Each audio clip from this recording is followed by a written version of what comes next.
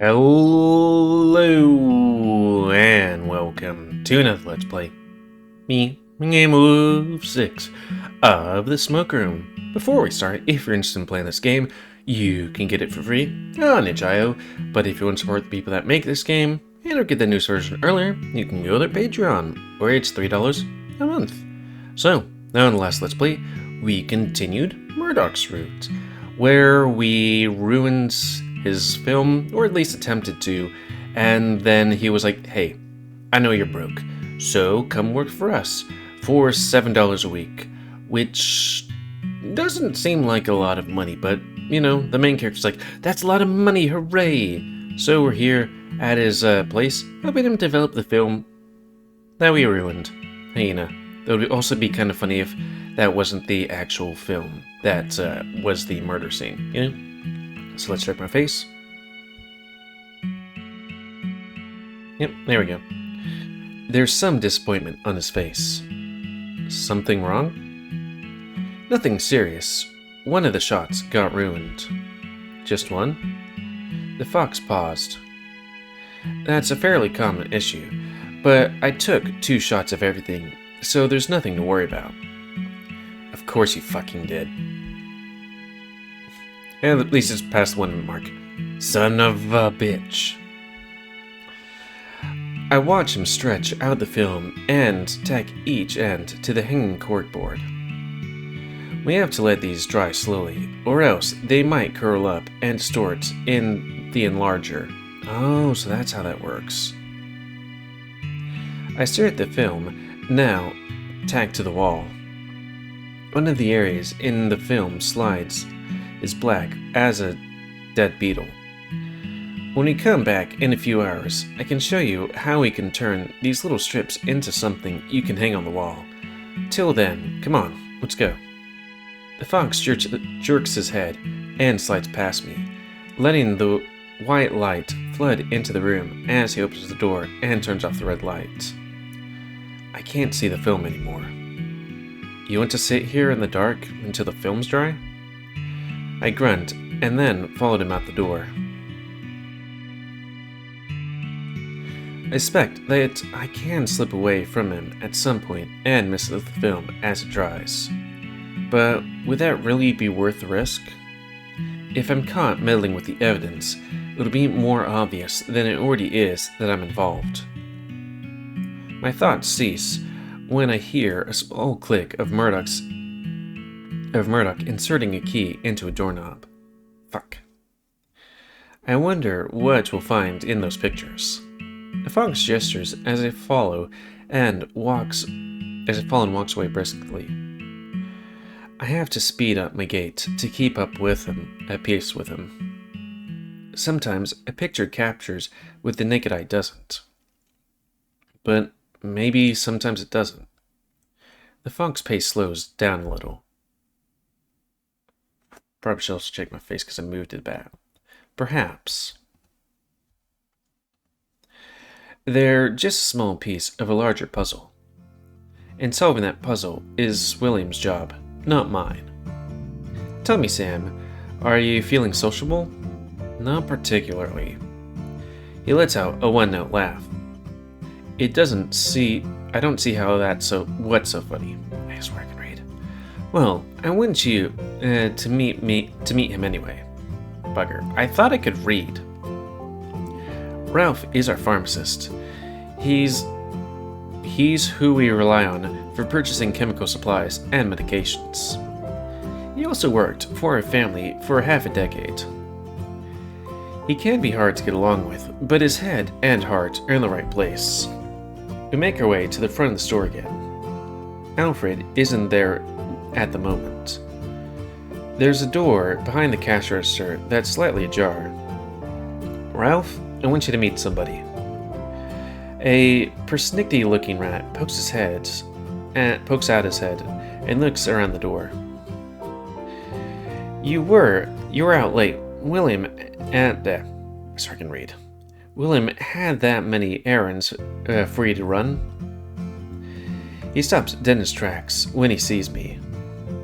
How's bells? He has an accent that's somewhat similar to Cliff, but it's not quite the same. There's more of a twang to it. Murdoch, why is there a harlot in this establishment? Not that I have anything against harlots, but goodness, we just aren't open yet. I blink and look towards the door. Murdoch looked as if he was punched in the face. Name's Sam. I'm, gonna be working here. I know exactly who you are. You're from the Hip, and you're one of the most sought-after hussies in town. Ralph. He is going to work here. He's strong, and he's not just another day laborer. You really think your mother will be okay with this? He seems much more happier than I remember him, but that was in Williamsburg, I think. You know, what happened when... what's her name miscarried? That was a harsh episode. I don't care. She already has enough control over everything. And your father is okay with this? Of course, why wouldn't he be? I mean, the other thing. Well... the gobnobbing thing. Ralph! The prick-tickling thing. You're being horribly rude and unfair. Easy now. I just know you exceptionally well. Apparently, not as well as you think you do. That is making a jerking off motion into the air with one paw. Nothing can go poorly for a... Brines in this town? Can you go poorly for Brines? Who's Brines? Now he's making a jerking off motion with two paws. Let's see how far we can push this envelope. I'm liking this guy. I sort of feel like I want to crawl into a hole and die right now. But somehow, I also want this job more than I want that. I feel obliged to point out that I noticed something. If it's that you're none the only whore in the room, that's hardly a breakthrough. Was more that Echo ain't that small. I ain't a blabbermouth. The only folks who tend to know where to find me are the ones who need me. So, now what does that say about you? Murdoch is smirking and doesn't add a thing. The rat sizes me up. Not a damn thing I wouldn't openly confess if the walls come closing in. If the walls come closing in? But you have to admit that you do stand out. You can't chase somebody out of here because they're too attractive, Ralph. The rat waves his arms frantically. Can I? Wait, can't I? A bit ritzy for this place, isn't he? The rat puts on an official voice. Excuse me, miss. Would you like this enormous, sweaty sculpture with glistening abs to get your flower for you, or would you just like to stare at his arse? As if we have that many misses shopping this establishment in this town. I was kind of confused in the misses. That's enough. Welcome me or don't. Working here would earn me more money than elsewhere. The most money I earned in my life. With the most money I'd earned in my life? I don't believe that for a second, mate. You're in over your head, mate, and it's only going to get ugly if Miss Brines sticks her nose into this. Okay, I guess Miss Brines is the fox's mom? If you're going to make trouble for me, then I might as well leave. But not until I get that film. I ain't trying to be a shite, but that would probably be the best for everybody. Except it wouldn't be the best for me. The fox is oddly quiet, oddly calm, his voice barely more than a whisper. Alright, I only work here for the day, and then I'll make myself scarce. No, you'll work here for as long as you need to. You deserve a chance at some financial stability. He doesn't miss a beat. Do you even know this guy well? That well, Murdoch? No, I don't, Ralph. Because knowing somebody takes time. And I don't ever seem to get the chance of that, because you're the only queer friend I'm allowed to have in this godforsaken town. Haha, you are gay. So, is that what this is really about? You're getting some hussy on the side? Gonna get old Ralph out of the game? You could have done that without hiring the bloke. Because I have so much free time and free reign to speak to whoever I want to. Trembling, he walks away from us and slips outside the door. Ralph lets out a noise in disgust, then starts up a sing-along tone. Just thought I'd pop in to say I'm hiring the town bicycles starting immediately. Thank you for your concerns. Don't think I'm letting you off for knowing my name. Start off. We've both been ogling you for months. A bit of different situation when the eye candy is suddenly a coworker, especially when we're trying to keep a low profile here. Though if we're working together, does that mean we can't have some on the side? Because it do be like that sometimes. Or don't. A lot of folks come through here. Folks will get curious if word gets out they work here along with the other sort of work that you do. I don't welcome curiosity. Let them be curious then. Whoring ain't the only thing owned to be good at, and whoring's gotta eat, and a whore's gotta eat. A shame, arse, and dick aren't a proper diet, else you'd be out of my fur. Lord Almighty, I really ought to throttle you. My king, my gentleman, please don't threaten me with a good time. Who's here into that? Listen. No, you listen. Murdoch is good at inviting people in. I'm good at sniffing through bad investments, or sifting. I don't know why you're here, but don't make yourself a bad investment. The rat shoots me out of the office. Give me a look before shutting the door in my face. Jesus. Sorry about that. That guy hates me. He doesn't hate you, he's just an asshole. If you're anybody else, he would have made up a different excuse to get under your skin. He's just the type who has to test everybody he meets before he can trust them. That kind of personality can't be good for business. It isn't. But he's the drug expert, not me. So long as he isn't doing general sales, there isn't a problem, so long as he isn't doing general sales. Yeah, no. Hey, take a look at this. Both of us jump as Murdoch's father appears behind us with a jar of preservatives in his hand. Why are all these jars of huckleberry jelly next to the huckleberry preservatives? I'm not really processing this man's question. Were they? Mr. Mercer doesn't like it when we put preservatives and the jelly together.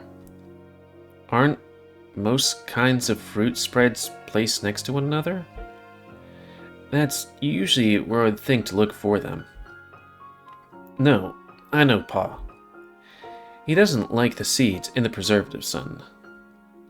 Yes, that's true. The reason why he doesn't like the seeds is because he says they feel gritty in his mouth. He says it makes the sandwiches feel dirty. You're right. I'll fix that right away. Fix it right away? How can you fix it right away when you're supposed to be getting ready for the yearbook shoots at the school? Pa, that's on Monday. Today is Friday. I know what today is. And I know it would take you 2 hauls to the school and back to get all the canisters and organizers that you need, along with a box for all of the order forms, which is traditionally why we set up on Saturday. Except your mother is vetoing that this year. I hadn't been told. Well, now you know. This will enable tighter security on the premises. We can't have us working up a frenzy the day before the Sabbath. Setup has to be finished by today then. I can't imagine what would have happened if I didn't tell you. Go on. Get him to help you with that too. He looks at me, then back at the jar in his hand, and stares at it before disappearing behind the aisle. What was that? I'll get the boxes we need. The school's about a mile away. We trot side by side, each of us carrying a heavy load as pebbles crunch beneath our feet. I check my waist. Only 11, or wrist. Wait, he has a wristwatch? The sunlight isn't as at its odds yet, but it's beating down on me enough. Sorry for the sudden trip. And for my paw being the way he is. He organizes all y'all's stock based on the preferences of one customer. He needs things to be a certain way. And he doesn't care if it makes no sense to everybody else. He owns the store. He makes the rules. Sounds like he tells you that a lot. Sounds like you're suddenly keen on sharing every thought. I'm sorry, that was rude. Damn straight it was rude. You're fucking rude. Yeah. That was sarcasm, my friend. You're a fucking daffodil in the summer breeze. The fox pats. I try. Certainly feels like a summer today. We hear the train moans in the distance. You ever been on that train, Sam? I've been on a train before. Probably not that one. I don't really keep track of the ones I've been on. More on where I'm going and where I've come from. You just keep looking at the tracks is all. I shrug. Train tracks make me feel nostalgic. They make me think about the idea of going somewhere. But sometimes the idea is prettier than reality. What do you mean? That was the Starlight 65. You couldn't pay me to go on that train. You didn't seem like the superstitious type to me. Starlight 65? I don't understand that. Like if it was 666, that'd be a thing. Or maybe Route 66, I'm not sure if that counts. You live in a place long enough. Its baggage seems to become your wardrobe. But it can be a curse, or a magnet, for self-fulfilling prophecies of accidents and injuries. I got more than a few stories about that train. Let me just make sure my face is good. Also, is that good over there? One sec. Okay. Sometimes the eyes just don't work. Close enough. My favorite one is the least believable. Oh? It's a ghost story of sorts. Or maybe a monster story. Folks say you have to ride that train at midnight, hopping into one of the boxcars. You stare outside the boxcar and wait for the train to bellow. When it does, you shout out your biggest regret. It has to be something that legitimately bothers you enough to work. You also have to say that you're sorry and mean it. If you look out on the horizon and see a long cactus that's way too tall, you know you did it right.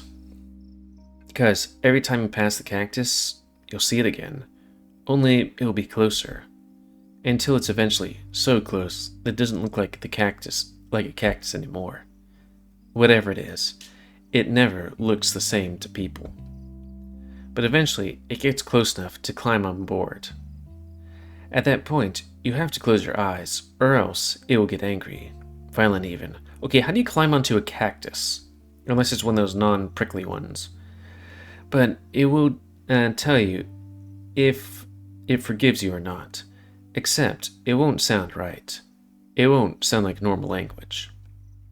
What does the story make it forgive? What does the story say makes it forgive you or not? Same versions say depends on if you forgive yourself. Some versions say it's the weight of your sin that matters.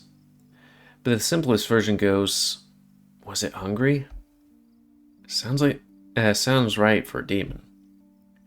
And that's just one of the reasons why I don't want to go on that train. You said it was just a story? I think all stories come from something. And sometimes believing something is real can feel just as bad as it's being real. How much do you believe that they're real, though? Believe what's real? You know, monsters? Monsters. And not just the people kind. Things from hell that walk this earth. Murdoch sighs and purses his lips. I don't think it would be a stretch to say that there are dangerous things that exist in the world that could cause us harm. It sounds like such a canned answer. I meant, have you seen one? A monster? If I have ever seen something that strange, I wouldn't be entirely sure. Is he avoiding my question? I think I felt one before, down in the mines. Murdoch stops walking for a second, looks at me, and opens his mouth to say something, then closes it again. Are you friends with one of the miners? Those words sound a little rushed. One, Nick, big guy, even bigger than me, has a heart of gold too, likes ducks. Or maybe, I'm not sure. All I know is that for some reason you see Nick with ducks in like a meme or something like that a couple of times. Name's familiar. I think I played cards with William a few times. Big Badger? That would be him. But I haven't told him about this. Still, not really sure how to talk about it. I just know I felt its breath. I won't ever say something didn't happen to you, Sam. But that story's a hard sell. I know. We walked for half an hour more. Now we're in time. Oh, is this the school from Echo?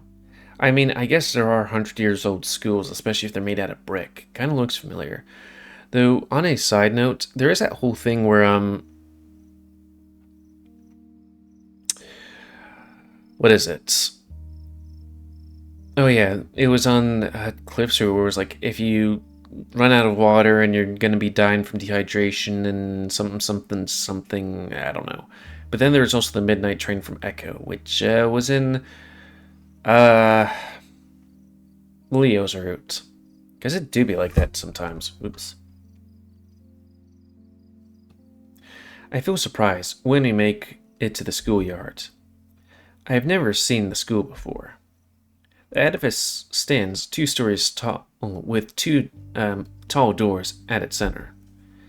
I hear stern voices come from the windows, and a chorus of children's voices responding as we step inside. A wizened lizard sits in the booth in front of the stairwell, looking at us past her horn-rimmed glasses. Her voice is a hoarse rattle. Please date inside the lecture and the appropriate time. Murdoch places his box on the counter and picks up the fountain pen. Order forms? Murdoch grunts and nods.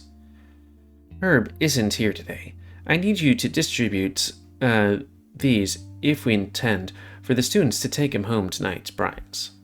Yes, ma'am. Could my associate assist me?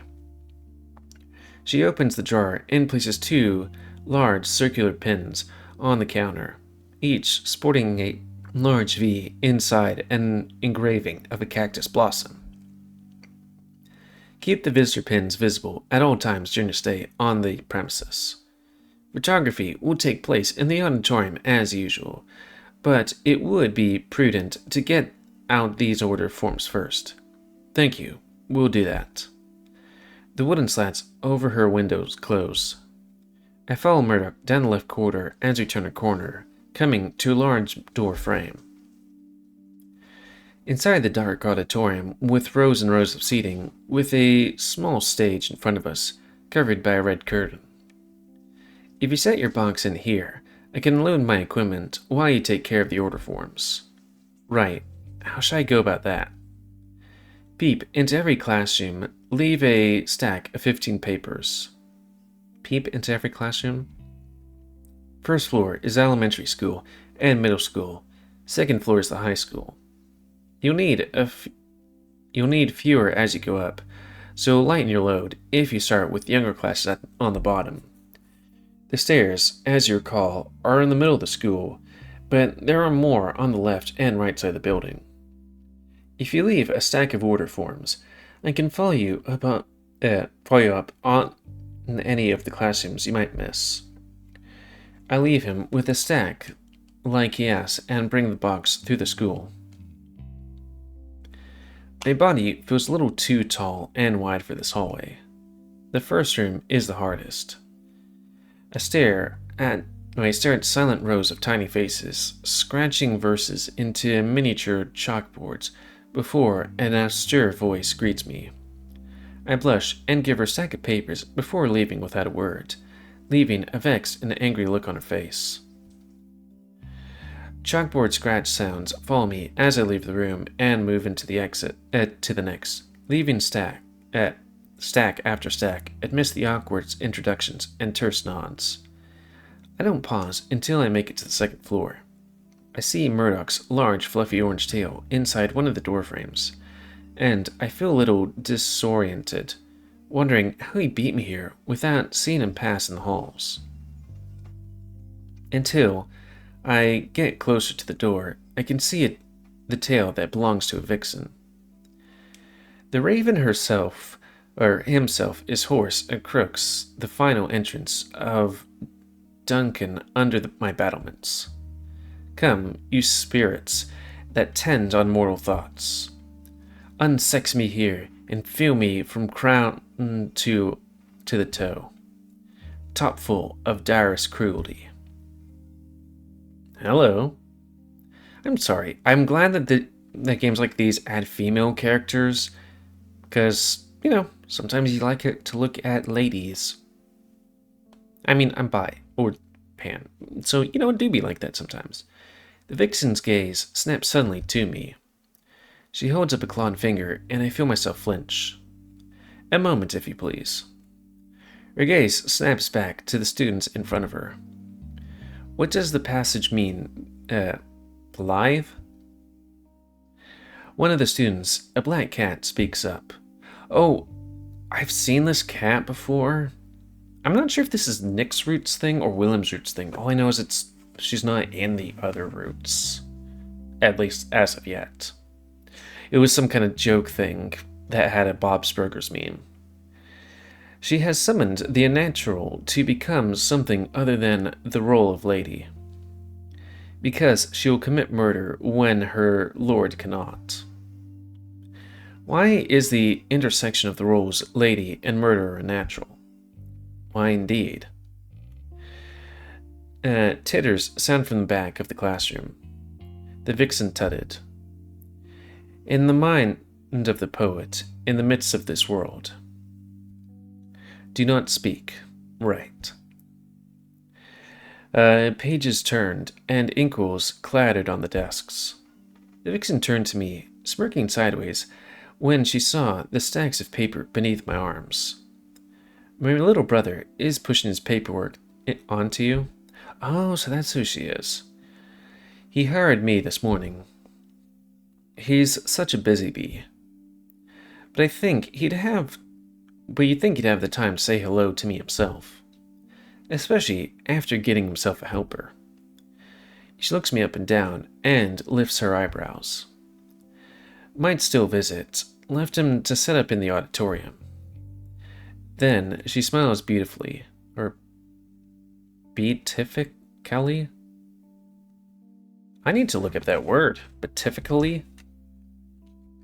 Oh, in time. Yeah, we good. But where are my manners? I'm Holly Brines. She turns to her class. And no, the rest of you may not call me that. Some of the writing stops. More tittering rings from the back of the class. I assure you that we will become better acquainted in the coming weeks. But for now, thank you for the picture day forms. Picture day? When? Holly laughs and gives an apologetic grin, and then gently pushes me out into the hallway, closing the door behind me. While we might be leaving the school soon, I think it might be a good time to call it because, I don't know, it could be set up. Because it do be like that sometimes. So let me look at, what was that word again? Beatifically? I hate how that one game made all my windows really small. Beatifically.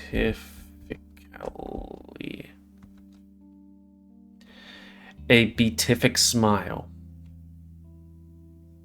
Beatifically.